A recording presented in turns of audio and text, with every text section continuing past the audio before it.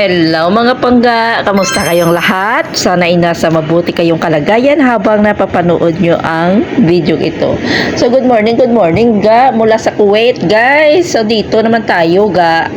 At dahil hindi man tayo inanak yan ng kontraktor, hindi man tayo yan nagtatrabaho sa DPWH, dito lang ang kaya nating i-flexo na ang ating pangmalakasan na ulam for today's video ga. Magluluto ako ng ginisang ampalaya na may itlog. O, di ba? Ito yung ating kaya lang i-flex ga kay grabe, so ang trending no ba. Sana hindi na tayo nag-OFW, sana nag-contractor na lang tayo no.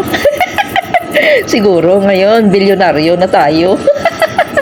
Pero okay lang siya guys, at least marangal ang ating trabaho no. Anhin mo man ng maraming salapi na sinusunog naman ang kaluluwa mo sa impyerno kasi grabe ang pagnanakaw mo na sangkaterbang kayamanan ang natitipon mo, pinapakain mo sa pamilya mo, pero galing man yan sa taxpayers no, na grabe kapag nanakaw guys. Ang ating ito kasi ngayon ang mainit-init na issue trending sa social media no, ang systematic na pagnanakaw sa ating mga taxpayers no, especially na kami ng mga OFW, kami lumalaban dito ng patas.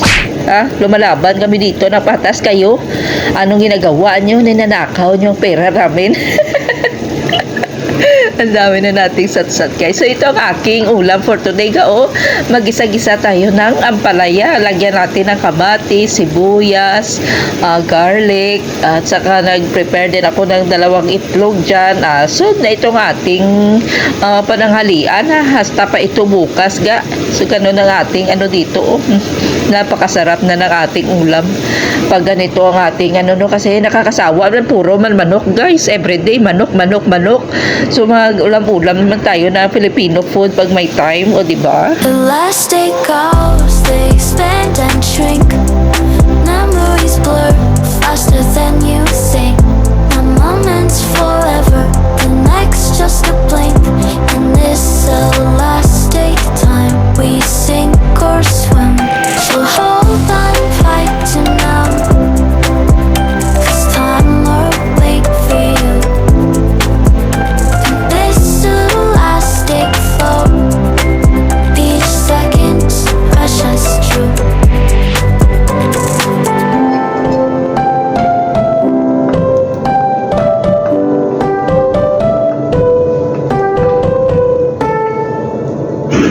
So ito na ang ating nilutong ampalaya gao, na lagyan na natin ng 2 itlog, saka kunting pa kulo-kulo lang dyan, at saka pwede na nating hanguin at saka magkain na tayo. O diba, napaka-simpleng ulam natin pero napaka delicious at saka nutritious no.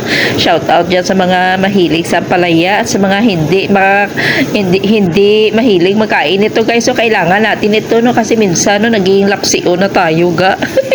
So kailangan natin ng medyo mapait-pait para mapampadugang ng ating mga dugo-dugo dyan. Ay nako, ganitong ulam ga ay napakasarap na ito para sa amin guys, kasi minsan lang kami nito makakain. So dito naman tayo na portion ga ho. Ako ay nag-prepare naman ng 3 patatas. Magluluto naman ako ng aking dinner. So maggawa tayo ng homemade french fries dahil may singaw tayo ga. The last day goes, they expand and shrink. Memories blur faster than you think. One moment's forever, the next just a blink. In this elastic time, we sink or swim.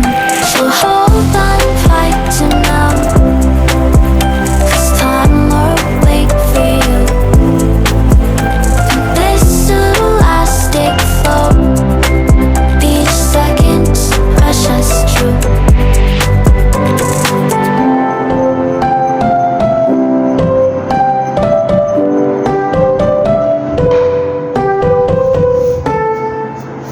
So before natin ito prituhin ay lagyan natin ng konting asin, konting black pepper, at saka konting cornstarch.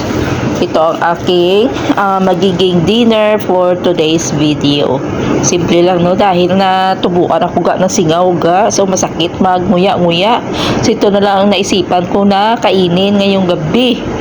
At saka pag gabi kasi light lang yung kinakain ko, minsan na isang saging at saka inom na lang ng tubig, or minsan mag-inom na lang ako ng gatas, kasi kailangan natin na hindi na tayo kailangan na magkain pa ng heavy pag gabi ga, kasi matutulog na naman tayo ga.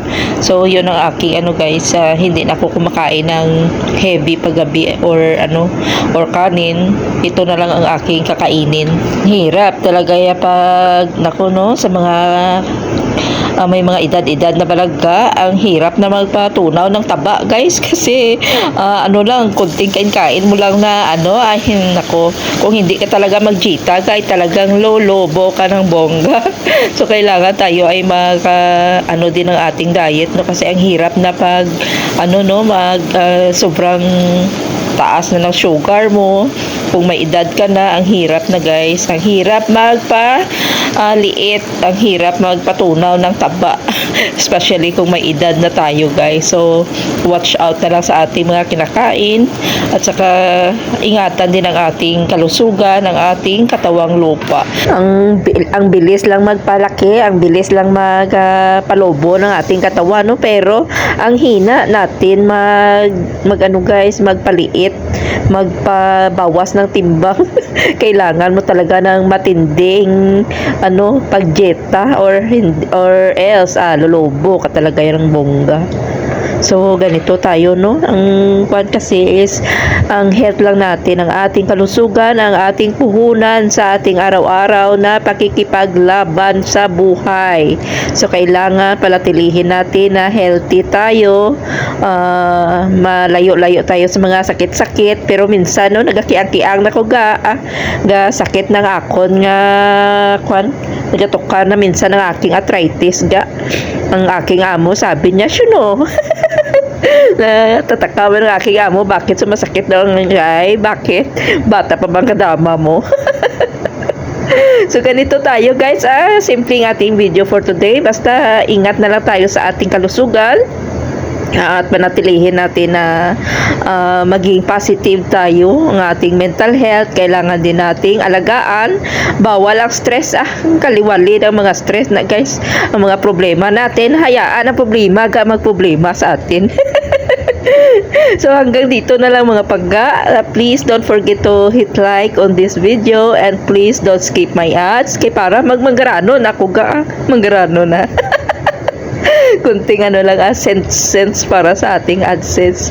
So, ang dami na tayong sinasabi, no? So, hanggang dito na lang mga pangga. Please, mag-ingat-ingat tayo palagi, and stay hydrated, dahil medyo mainit-init pa dito, pero next week na guys ay mag-cool down na ng init dito sa ating kaharian dito sa Kuwait guys, inshallah, no? Na malapit na taglamig, kasi ngayon medyo mainit pa tayo. So, hanggang dito na lang guys, and salamat sa panonood palagi, and please, mag-ingat na lang tayo, at saka ingatan ang ating kalusugan, dahil ang ating kalusugan ay tanging lang ang ating puhunan sa araw-araw na pakikipaglaban sa buhay-buhay. Salamat mga pangga, and see you again on my next vlog. God bless. Let me down slow.